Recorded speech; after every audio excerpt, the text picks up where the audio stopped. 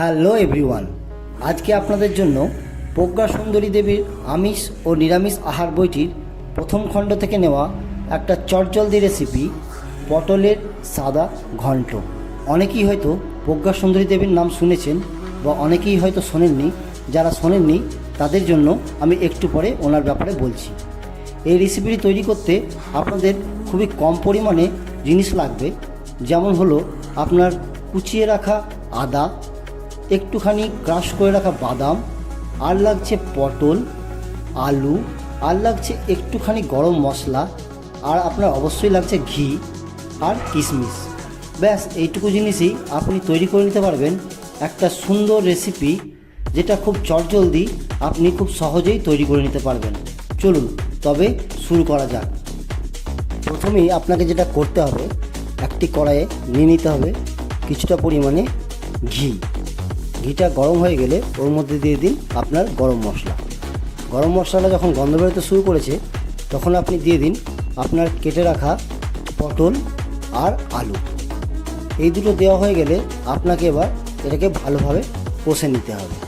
যতক্ষণে কষা হচ্ছে চলুন জেনে আসি প্রজ্ঞা সুন্দরী দেবীর ব্যাপারে। প্রজ্ঞা সুন্দরী দেবী ছিলেন ঠাকুর পরিবারের একজন সদস্যা। মহর্ষি দেবেন্দ্রনাথ ঠাকুরের তৃতীয় পুত্র, হেমেন্দ্রনাথ ঠাকুরের দ্বিতীয় কন্যা, এবং তার বিবাহ হয়েছিল সুখ্যাত অসমীয়া সাহিত্যিক লক্ষ্মীনাথ বেজবরুয়ার সঙ্গে। রন্ধন শিল্পে তিনি প্রায় উৎসাহী ছিলেন বাল্যকাল বয়স থেকে। হেমেন্দ্রনাথ চেয়েছিলেন লেখাপড়া, গান বাজনা ও শিক্ষার পাশাপাশি রান্নাবান্নাতেও সুপটু হয়ে উঠুক তার সন্তানরা। এই উদ্দেশ্যে তিনি বাড়িতে সুদক্ষ পাচকও নিয়োজিত করেছিলেন। প্রজ্ঞা সুন্দরীর জীবনের স্মরণীয়তম কীর্তি 6 খণ্ডে রচিত আমিষ ও নিরামিষ আহার। আর আজকের রেসিপিটা আমি নিয়েছি আমিষ ও নিরামিষ আহার বইটির প্রথম খণ্ড থেকে। এবার আমি আলু পটলের মধ্যে অ্যাড করে নিয়েছি বাদামের গুঁড়ো। সেটাকে কিছুক্ষণ নাড়িয়ে চাড়িয়ে কুক করে নেব। এবার আপনাকে দিতে হবে ওর মধ্যে কিছুটা কাঁচা লঙ্কা আর কিছুটা আদা, যেগুলো আমি ছোট্ট ছোট্ট করে কেটে নিয়েছি। দুটো দেওয়া হয়ে গেলে এবার আপনাকে আবার প্রায় 2-3 মিনিট মতন ওটাকে ভালোভাবে কুক করে নিতে হবে, যতক্ষণ না আদার গন্ধটা বেরিয়ে যায়। বাই দ্য ওয়ে, আমার নাম শেফ ভুবি আর আপনারা দেখছেন ভুবিস কিচেন।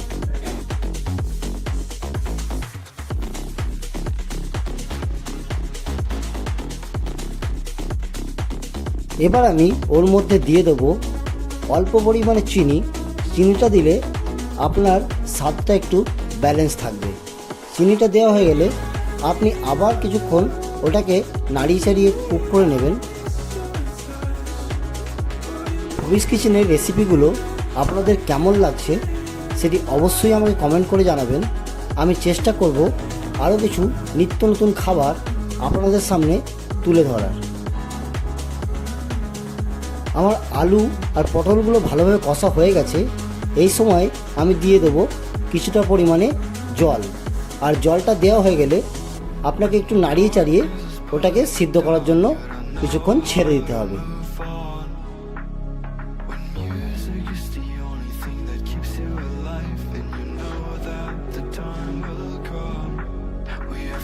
এবার যখন জলটা ফুটতে শুরু করেছে, এবার আপনি এর মধ্যে দিয়ে দিন আপনার রাখা সেই কিশমিশগুলোকে। কিশমিশগুলো দেওয়া হয়ে গেলে আবার আপনি এটাকে কিছুক্ষণের জন্য ছেড়ে দিন।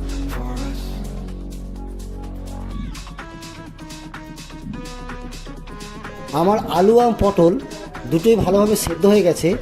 এবার আমি দিয়ে দেবো আমার বেঁচে রাখা সেই বাদামের টুকরোগুলোকে। এই বাদামের টুকরোগুলো লাস্টে দেওয়ার একটাই কারণ, এই বাদামের টুকরোগুলো লাস্টে দিলে আপনি যখন এটা খাবেন তখন এটার মধ্যে একটা ক্রাঞ্চিনেস আসবে।